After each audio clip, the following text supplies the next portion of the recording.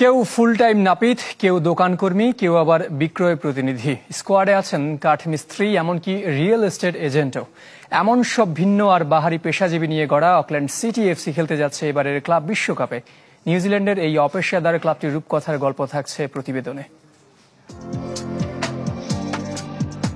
অর্থবিত্তের বিচারে গল্পটা অনেকটা গালিভার ও লিলিপুটের মতোই। ক্লাব বিশ্বকাপের লড়াইয়ে যেখানে রিয়াল মাদ্রিদ, ম্যান সিটি, পিএসজির মতো বিলিয়ন ডলার জায়ান্টরা, সেখানে নিতান্তই গরিব এক ক্লাব অকল্যান্ড সিটি এফসি।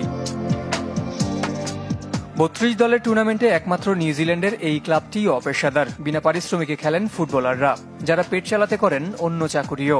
নাপিত, দোকানকর্মী, বিক্রয় প্রতিনিধি, কাঠমিস্ত্রি, এমনকি তাদের স্কোয়াডে আছেন রিয়েল এস্টেট এজেন্টও।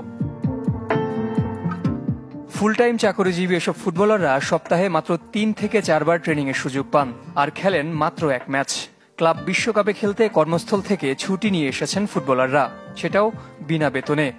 বিশ্ব ফুটবলের ৯৯% ক্লাব অপেশাদার। ক্লাব বিশ্বকাপে আমরা তাদের প্রতিনিধি। দলের প্রত্যেকেই অন্য কাজ করে, ৯টা থেকে ৫টা, এমনকি কখনো কখনো কর্মক্ষেত্রে এর থেকেও বেশি সময় দিতে হয়। এরপর ট্রেনিং ও ম্যাচ খেলা সত্যিই কঠিন।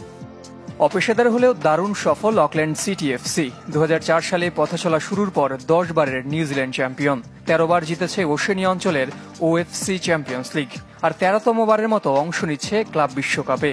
২০১৪ আসরে হয়েছিল তৃতীয়। স্থানীয়দের কাছে আমাদের ফুটবলাররা হিরো। ক্লাব বিশ্বকাপ নিয়ে এখন তো প্রতিনিয়ত মানুষ আমাদের ফোন, ইমেইল করছে, শুভকামনা জানাচ্ছে, যার অর্থ অনেকেই এখন আমাদের গল্পটা জানে। আশা করছি অকল্যান্ড থেকে অর্ধশত সমর্থক খেলা দেখতে যুক্তরাষ্ট্রে আসবেন। রোববার জার্মান চ্যাম্পিয়ন বায়ার্ন মিউনিখের বিপক্ষে ম্যাচ দিয়ে শুরু হবে অকল্যান্ড সিটির রূপকথার আরেকটি অধ্যায়।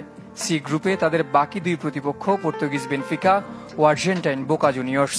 কিউই প্রতিনিধিদের সবচেয়ে বড় তারকা, মাত্র ২ মিনিট ৩১ সেকেন্ডে হ্যাট্রিক করা স্ট্রাইকার মেয়ার বেভান।